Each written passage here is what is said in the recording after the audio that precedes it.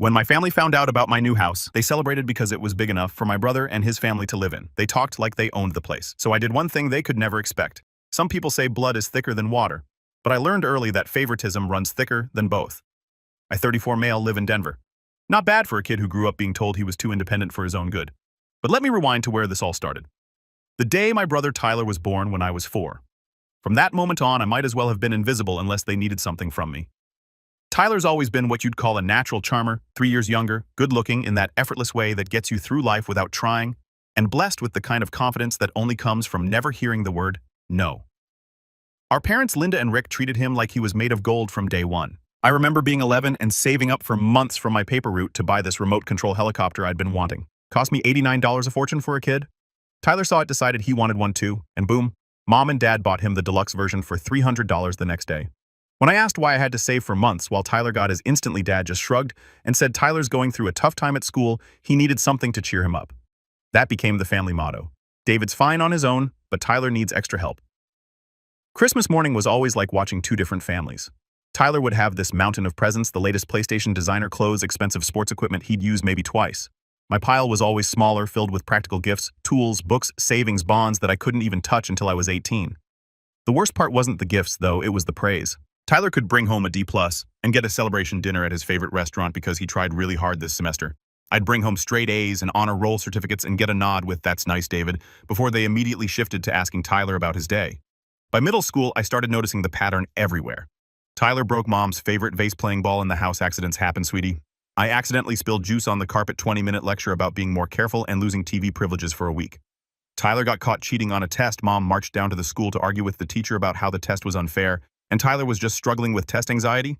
I forgot to turn in one assignment. David, you're so irresponsible. How are you going to succeed in life if you can't handle simple tasks? The double standard was so obvious that even my friends started commenting on it. My buddy Jake once asked me why my parents treated Tyler like he was made of glass, while expecting me to handle everything perfectly. I didn't have an answer then. I do now. By high school, I'd figured out the game. I wasn't going to win the favorite son competition. So I focused on building something they couldn't take away from me. Got into finance and business, early started learning about investments, built my first stock portfolio with lawn mowing money. While Tyler was partying and barely maintaining a 2.5 GPA, I was pulling down a 3.9 and planning my escape route. I started my own lawn care business at 16, undercutting the local companies and providing better service. Within a year, I had 12 regular customers and was making more money than most adults in part-time jobs.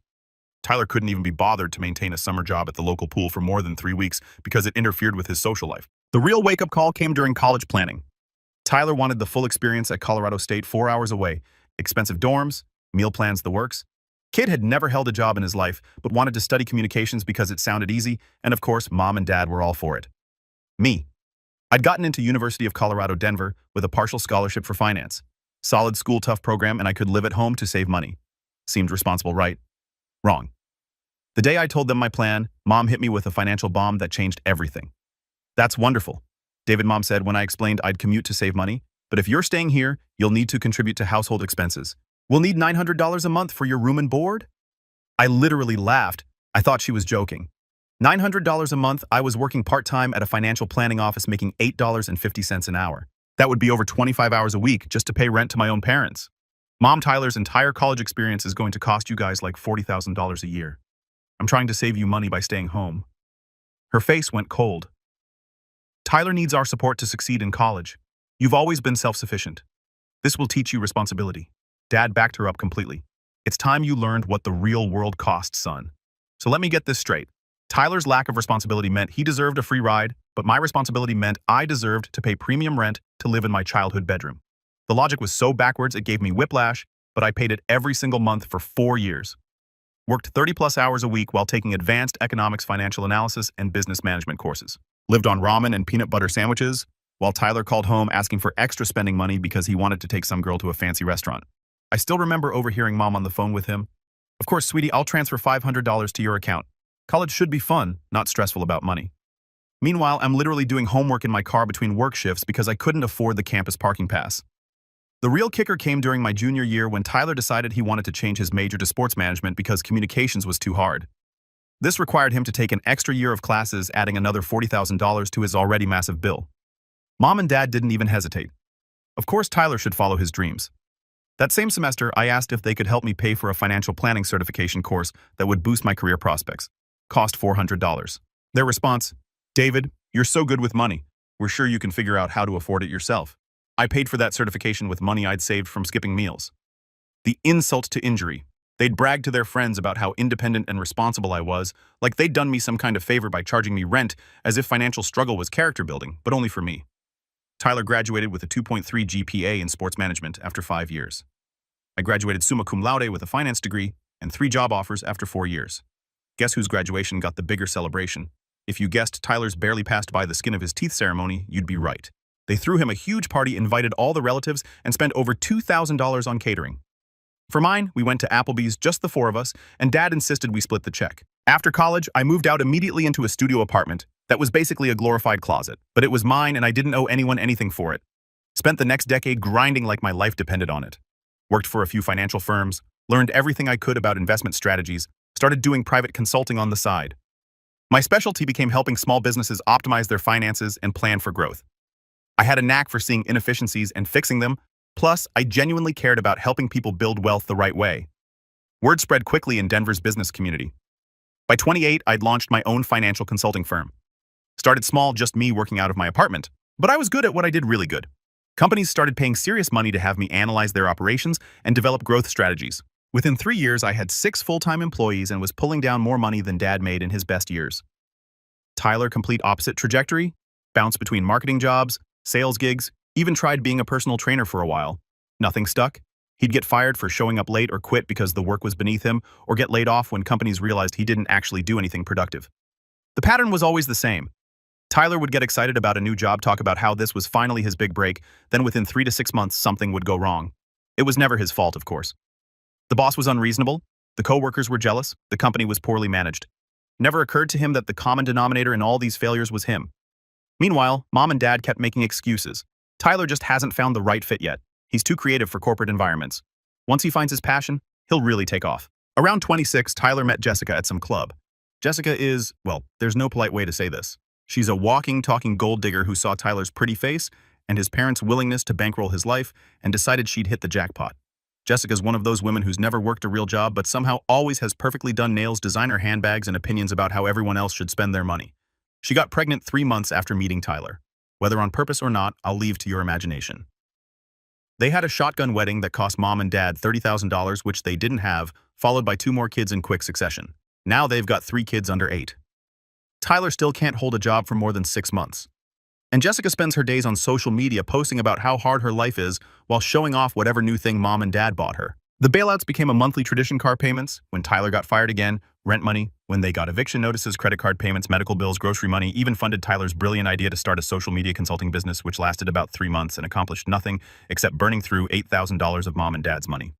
I kept my distance, mostly showed up for holidays, but never shared details about my business or income. Why would I? Every success I had was met with polite disinterest before the conversation immediately pivoted to Tyler and Jessica's latest crisis, or what the kids needed. The few times I did mention business milestones, landing a major client, hiring new staff, getting featured in a local business magazine, the response was always the same. "That's nice." David followed immediately, "But Tyler's been having such a hard time finding the right opportunity." I learned to just keep my mouth shut and focus on building my wealth. By 2022, my business was doing well enough that I was ready to buy a house. Not just any house. I wanted something that reflected all the work I'd put in. Started looking at places in the $400,000 range, which in Denver gets you something decent but not crazy. I should have known better than to let anyone in my family find out about it. The leak happened through my own stupidity. I was at a client meeting and mentioned house hunting to make small talk. Turns out my client's wife goes to the same yoga class as Jessica in a city of 700,000 people. What are the odds? The phone call started that same evening. David Honeymom's voice was sickeningly sweet. "I heard you're looking to buy a house. How exciting. Why didn't you tell us?" I tried to play it down. "Just starting to look around, Mom. Nothing serious yet." "Well, Tyler and Jessica and I have been talking, and we think this is such a wonderful opportunity. You'll want something with at least 4 bedrooms for when the kids visit and a big backyard where they can play, maybe a pool." Jessica was just saying how the kids would love a pool. I felt my blood pressure spike. "Mom, I'm looking for a place for me. I don't need 4 bedrooms. Don't be silly, David. Family is the most important thing. You'll want space for Tyler and Jessica and the kids to come stay, and for your father and me to visit too. We could help you. Look, Jessica has such good taste." The audacity was breathtaking. I'd been living independently for over a decade, built a successful business, and saved responsibly for years to afford this house, but somehow Jessica, who'd never earned an honest dollar in her life, had good taste that I apparently needed. The next 2 weeks were a relentless assault of text messages, emails, and Zillow links. Not regular houses, mansions. 5 bedrooms, 6 bedrooms, massive lots, finished basements, 3-car garages.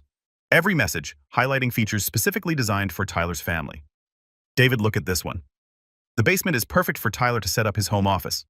This house has a wonderful playroom area for the kids. The master suite has a sitting room where Jessica could do her makeup videos. They weren't even pretending this was about me anymore. Jessica started sending me direct messages about how excited she was to help decorate our new family space and asking if I'd considered adding a hot tub.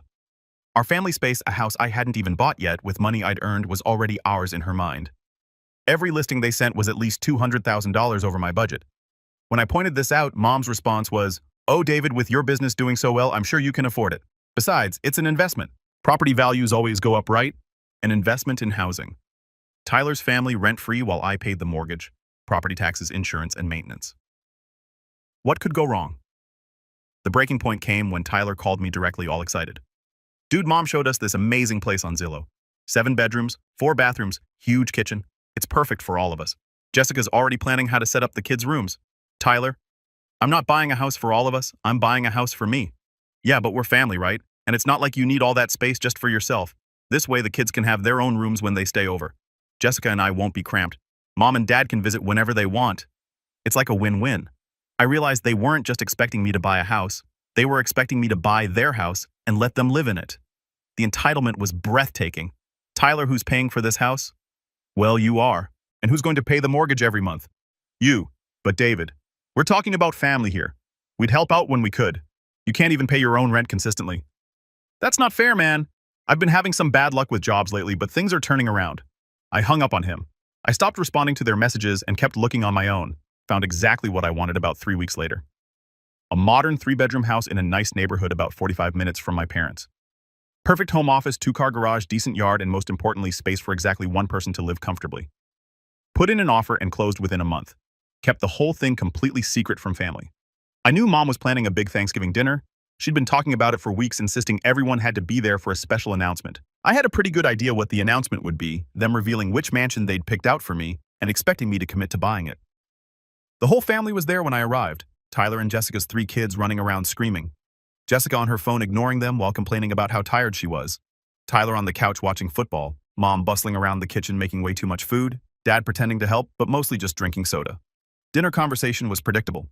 Tyler complaining about his latest job, some sales position he'd probably get fired from within months. Jessica talking about how expensive everything was and how hard it was to find good childcare. The kids being loud and disruptive while their parents ignored them. I sat there watching this chaos and felt nothing but relief that I'd be going home to my quiet, clean, organized house where nobody screamed, broke things, or expected me to fix their problems. After dinner, while the kids were finally quiet watching TV, Mom stood up and clinked her water glass. "Everyone, I have such exciting news. We found the perfect house for David." Tyler and Jessica immediately perked up, grinning like they'd won the lottery. Jessica actually clapped her hands together. "It's absolutely beautiful," Mom continued pulling out printed Zillow listings. 6 bedrooms, 4 bathrooms, finished basement, 3-car garage, and the most wonderful backyard for the children. The listing showed a $650,000 McMansion in an upscale suburb.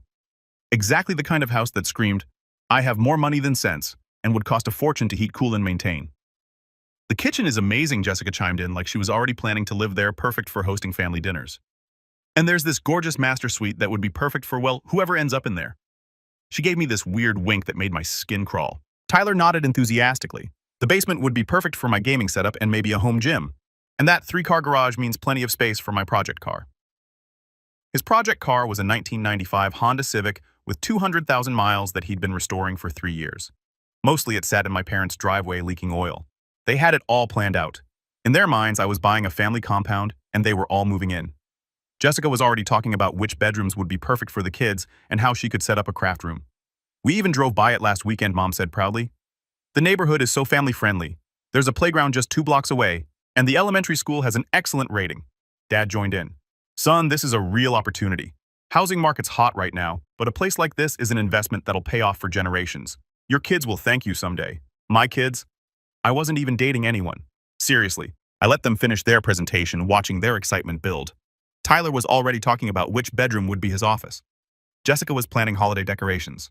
Mom was discussing how we could convert the basement into an apartment for her and Dad when they got older. Then I smiled and dropped my bomb. That's interesting, but there's something I need to tell you all. I already bought a house. The room went dead silent. You could have heard a pin drop. Their faces went through this amazing progression, confusion, disbelief, then slowly dawning horror. What do you mean? Mom's voice was sharp. I mean, I bought a house. Closed on it 2 weeks ago. I'm moving in this weekend. The explosion was immediate. Everyone started talking at once. Jessica was the loudest. What kind of house? Where is it? How many bedrooms? It's a 3-bedroom house about 45 minutes from here. Perfect for me. The meltdown was instant and spectacular. Jessica started screaming about how 3 bedrooms wasn't enough space for the family. Tyler was yelling about how I'd made this huge decision without consulting the people it affects. Mom was guilt-tripping me about family loyalty and how disappointed she was. But the real kicker came when Jessica showed her true colors. This is so selfish, David. What about the kids? What about us? You make all this money and you can't even think about your family. Tyler and I have been struggling. The apartment is way too small and this was our chance to finally have some stability. Your chance, I asked calmly. What exactly did you contribute to buying this house? Jessica, I'm family now. Family helps family. You have all this money just sitting around while we can barely afford rent. So because I worked hard and saved money, I'm obligated to house you. Yes, that's what family does. The entitlement was staggering. In Jessica's mind, my success created an automatic debt to Tyler's failures. That's when Tyler dropped the real bombshell. Actually, David, our lease is up at the end of the month and we can't afford to renew it. The landlord raised the rent to $2,100 and I'm between jobs right now. We were counting on moving in with you. There it was. They weren't just dreaming about a family compound. They were literally homeless in 3 weeks and had decided I was their solution without asking, without even telling me until this moment. That sounds like a personal problem, I said calmly. Dad slammed his fist on the table. David, that's your brother, your nephews and niece. How can you be so heartless? I'm heartless. I worked my rear end off for 15 years to build a successful business while you guys bankrolled Tyler's failures. Now you want me to buy a mansion so he doesn't have to face the consequences of his choices. How is that my responsibility? Because your family, Mom was crying now, we raised you better than this. You raised me to work hard and be independent. You raised Tyler to expect handouts. Now you're mad that I turned out exactly like you taught me to be. The screaming match that followed was epic. Jessica called me a selfish person who only cared about money. Tyler accused me of being jealous of his family. Mom cried about how she'd raised me to be more caring than this. Dad lectured me about responsibility to family. I grabbed my keys and headed for the door. Where are you going? Mom called after me. Home to my house that I bought for me. The harassment started immediately. Constant calls, texts, voicemails from all of them. Jessica sent me these long, rambling messages about how I was destroying children's lives and how I'd regret this when it's too late. Tyler alternated between guilt-tripping, I thought we were brothers, and threatening, you'll be sorry when something happens to us. Mom and Dad pulled out all the stops. They called my aunts and uncles, painting me as the heartless rich son who abandoned his struggling family. Most of them fell for it and started calling me too. David, I can't believe you'd let Tyler's children be homeless, my Aunt Sarah said. Your poor parents are beside themselves. Did they mention that Tyler and Jessica have made zero effort to find affordable housing, or that they've been evicted twice in the past 3 years for not paying rent? That usually shut them up pretty quickly. But I held firm, blocked their numbers, moved into my beautiful new house and focused on my business. My stress levels dropped dramatically once I wasn't dealing with their constant drama and demands. The house was everything I'd wanted. Quiet neighborhood, great home office setup, low maintenance, and most importantly, nobody else's mess to clean up or problems to solve. 3 months later, my Uncle Paul called. Paul's always been the straight shooter in the family, and unlike everyone else, he actually listened to my side of the story. David, you need to know what's really going on, he said. Your parents are in serious financial trouble. All those years of bailing out Tyler have wiped out their retirement savings and they're carrying massive credit card debt. They took out a second mortgage on their house to keep funding his lifestyle. It all made sense. They weren't just enabling Tyler, they were bankrupting themselves to do it. And their grand plan was for me to buy the mansion so Tyler's family could live rent-free while they figured out their finances. It gets worse, Paul continued. Tyler and Jessica are about to be evicted. He lost that sales job 2 weeks after Thanksgiving, and Jessica's been running up debt on credit cards your parents co-signed for. They're all going down together. What about the kids, I asked? I might be angry with the adults, but the kids didn't choose the situation. That's the worst part. Tyler and Jessica are so focused on blaming you for their problems that they're not actually doing anything to solve them. The kids are the ones suffering. Perfect. They'd created their own disaster through years of bad decisions and toxic enabling, and now they were paying the price. But instead of taking responsibility, They were doubling down on making it my fault. My business continued to grow. By early 2024, I landed 3 major corporate contracts and hired 4 more employees. I bought a new truck, upgraded my home office, started planning a vacation to Japan. Life was good. Then Paul called again in March. David, it's gotten bad, really bad. Your parents lost the house. They're staying with Tyler and Jessica in some extended stay motel, all 6 of them crammed into 2 adjoining rooms. Tyler's working at a call center making $12 an hour. Jessica's finally got a part-time retail job, but complains constantly about having to work. The kids are acting out, getting in trouble at school. Despite everything, I felt a pang of sympathy. Those kids didn't deserve this mess their parents had created. Your mom called me crying yesterday. Paul continued, asked if I thought you'd help them if they apologized. I told her I doubted it, but she's desperate. David, they all are. 2 days later, I got a text from Mom. David, please, we need to talk. It's important. I didn't respond. Then Jessica texted, please. David, the kids need stability. I'm begging you. Still nothing. Finally, Tyler called from a number I hadn't blocked yet. When I answered, he sounded broken. David, man, I know I messed up. We all did. But the kids, they don't deserve this. We're living in a motel. Mom and Dad lost everything. Jessica's having panic attacks every day. I'll do anything, man, anything you want. Just please help us. For the first time in months, Tyler sounded genuine. Not entitled, not demanding, just desperate and defeated. Anything I asked, yes, whatever you want. I thought about it for a moment. I'll consider it, but first I want all of you. Mom, Dad, you and Jessica to meet me at my house this Saturday at 2 p.m. You're going to sit in my living room and explain to me exactly how you plan to pay me back for 15 years of being treated like garbage while you bankrolled failure. David, we don't have money to pay you back. Not money, Tyler. I want something more valuable than money. I want acknowledgement. I want apologies, real ones. And I want Jessica to explain to me why she thinks she's entitled to live in a house she didn't pay for. Saturday came. They showed up in Dad's beat-up old car looking like they'd aged 10 years in 6 months. The kids were dirty and cranky. Jessica looked like she'd been crying for weeks. Tyler had lost weight and couldn't make eye contact. I let them sit in my beautiful living room and look around at what success actually looked like. New furniture, big screen TV, expensive art on the walls, everything they'd wanted to take over. Nice place, Tyler said quietly. Thank you. I worked very hard for it. Now, let's talk about why you're here. What followed was 2 hours of the most satisfying conversation of my life. One by one, they broke down and admitted everything, how they'd always favored Tyler, how they'd taken advantage of my success, how they'd expected me to fund their lifestyle without ever appreciating what I'd accomplished. Mom went first. David, I know we made mistakes. We thought Tyler needed more help and you were always so capable, but we took advantage of that. We took you for granted. Dad nodded. Son, we were wrong. We should have been proud of what you accomplished instead of just expecting you to fix everyone else's problems. Tyler was the hardest to break, but eventually he cracked too. I know I've been a screw-up, David. I know I've wasted every opportunity Mom and Dad gave me. I was jealous of you, man. You made everything look so easy while I couldn't even keep a job. But that's on me, not you. Jessica was the most pathetic. I never had anything growing up, she sobbed. When I met Tyler, I thought his family had money. I thought you'd all take care of us. I didn't know it would end up like this. So you saw a meal ticket and went for it, I said. And when that didn't work out, you decided I should be the meal ticket instead. She couldn't even deny it. When they were done groveling, I leaned back in my chair. Here's what's going to happen. I'm going to help you, but not the way you expected. Tyler, you're going to take a job with my company. Data entry, $15 an hour, and you'll work for it. No special treatment, no excuses, no showing up late. Jessica, you're going to get full-time employment and stop posting on social media about how hard your life is. Mom and Dad, you're going to get jobs too, part-time, something to bring in income and give you purpose. But David, Mom started, we're in our 60s. Should have thought about that before you spent your retirement on Tyler's mistakes. I continued. I'll put a down payment on a basic 3-bedroom house for you to rent, not own rent from me. Tyler and Jessica will pay me rent every month on time, no excuses. Mom and Dad can live there too, but everyone contributes. The kids can have stability, but everyone works for it. What if we can't make the payments? Tyler asked. I smiled. Then you'll find out what homelessness really feels like. Your choice. Tyler looked around my living room one more time, then back at me. When do I start? They took the deal. What else could they do? Update 6 months later?